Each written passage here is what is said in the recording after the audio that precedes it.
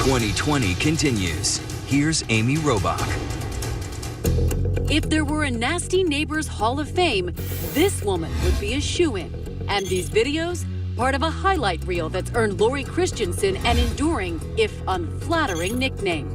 They called her the neighbor from hell, and tonight she is behind bars. America's nastiest neighbor. The woman who's been called the neighbor from hell. You've been called the neighbor from hell. I have. Are you? I don't think so. I think I've just been trying to protect myself of being stalked and being bullied. Bullied, she says, by her neighbors, Greg and Kim Hoffman. But you won't be surprised to hear that the Hoffmans and the courts see things quite differently.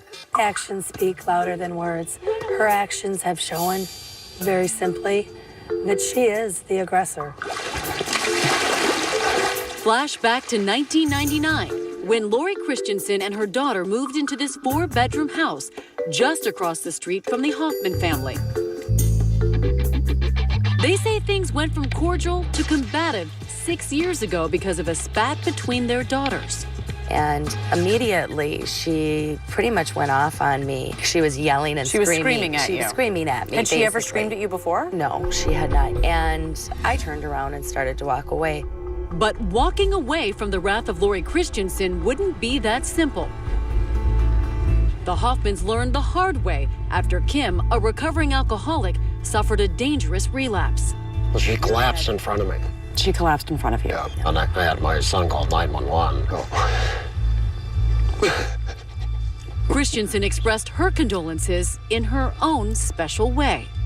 She starts swearing at me. You should have died. Why don't you drink some more scotch? As the tension escalated, police were called over 100 times to this once quiet neighborhood. It took quite a while for Kim and Greg Hoffman to convince me that this was not a he said, she said event. Police Chief Lynn Banks told them to start videotaping Christensen's behavior. What their camera caught would prove to be the game changer in this conflict on the cul-de-sac.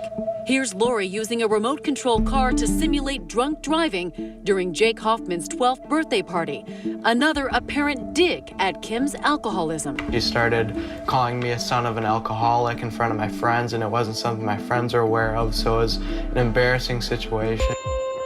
Then there were these giant signs covering Christensen's garage with insulting messages like, "I saw mommy kissing a breathalyzer." But the video that got Christensen the most attention was this bizarre mock striptease. As you might imagine, the Hoffmans got a restraining order that barred their neighbor from having any contact with them. But Christensen repeatedly violated it. It got so bad, police even stormed her home to arrest her, landing her in jail twice. She lost her government job and was eventually barred from returning to her own home. In the spirit of trying to get along with the people who you live across from, why not just stop? I didn't want to get, why do I have to get along? Why do I? Well, you've been behind bars now because why of do all I of have this. to live my life to make them happy? This week, after attempting to withdraw a guilty plea on felony charges of violating a restraining order, Lori Christensen agreed to share her side of the story with us. You wanted to reverse your guilty plea. I did. Why? She argued that the whole Hoffman brouhaha was mostly about jealousy. That's part of what you assert, that other people were jealous of you. The Hoffmans specifically were jealous of what you had. Absolutely. And you believe that's where this all stems from? Well, that and Greg wanting to have a relationship with me. A relationship? It's just another thing that Lori creates in order to justify her behavior. It just never existed. Did the neighbor from hell want to deny or at least apologize for some of her behavior? Nope. Kim said that when you told her, why don't you drink some more scotch, you prefaced it with, you should have died. That was after her kid stole my bike and she came out drunk. And I looked at her. But is there ever an excuse to say that to someone? Why not?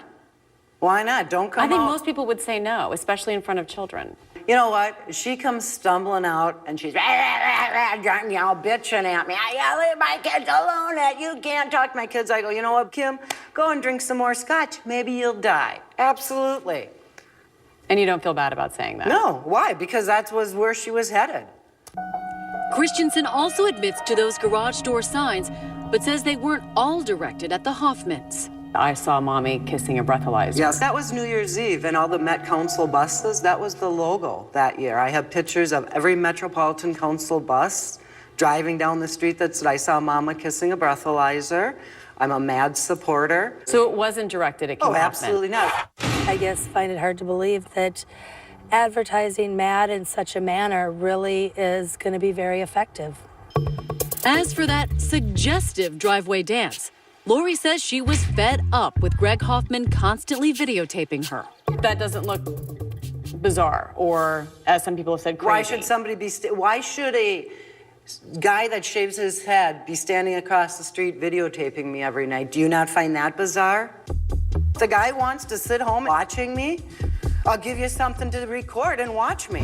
At that point, during a break, we got a taste of the Christensen temper for ourselves. Move on. It's sick and tired of listening to the same thing over and over.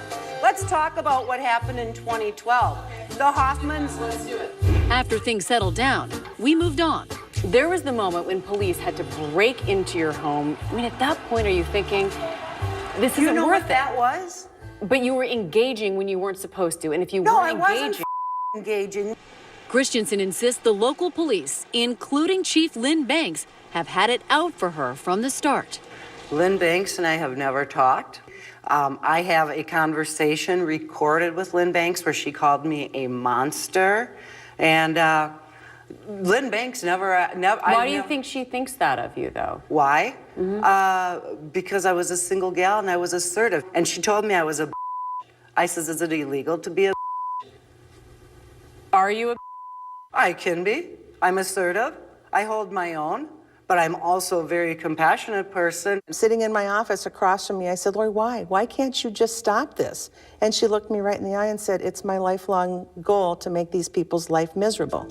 If you're a bully, we're not going to let you act like that in this community. If you're just plain mean, there's going to be consequences. Tonight, Christensen is awaiting more consequences, a sentence on her latest felony charge. She faces up to 10 years probation and remains barred from her home. It's on the market in case you're interested, but Lori's sure not giving it the hard sell. How do you describe that neighborhood? Ghetto. Pretty low class. I guess, you know, it's social classes. We were just maybe at a different rung than the rest of the neighborhood. If you could say anything to the Hoffmans right now, what would you say to them? Get a life. Leave me alone. Move on. Move on, Greg. It's never going to happen between us. Luckily, the Hoffmans seem eager to do just that. Knowing that she is not going to be back in this neighborhood is unbelievable. Orange habanero. So your long, hard fight, does it feel worth it now? Absolutely. Oh, yes. People shouldn't have to get up and move or relocate because you have a neighbor that is making your life miserable. We took our neighborhood back.